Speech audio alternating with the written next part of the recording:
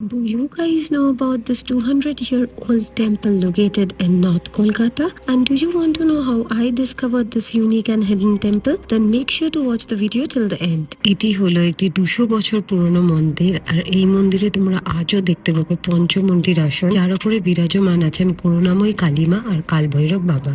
আর আমি এই মন্দিরটির ব্যাপারে যেটুকুনি জানতে পেরেছি পুরোটাই জানতে পেরেছি মায়ের কাছ থেকে।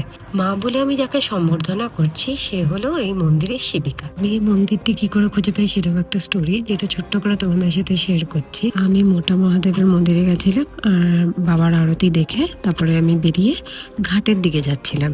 ঘাটের দিকে যেতে গিয়ে আমি তিনজনের মধ্যে একজনকে দেখতে পাই, আর এদেরকে আদর করতে গিয়ে মন্দিরটি খুঁজে পাই। According to Hindu tradition it is well known that Kal Bhairav বাবার বাহন হলো কুকুর। তো কাল ভৈরব বাবার বাহনই আমাকে কাল ভৈরব বাবা মা করুণাময়ীর এই মন্দির অব্দি নিয়ে আসে। এদের জন্যই আমি এই মন্দিরটা ডিসকভার করতে পারি। আমি এই মন্দিরটা সম্বন্ধে যা হিস্ট্রি জানি সবই আমি ক্যাপশনে লিখে দিয়েছি, তো ক্যাপশনটা অতি অবশ্যই চেক করে নিও। এরকম ইউনিক ফাইন্ডস আর হিডেন জেমস দেখার জন্য সোলক্লিক স্টুডিওকে অতি অবশ্যই সাবস্ক্রাইব করে দাও।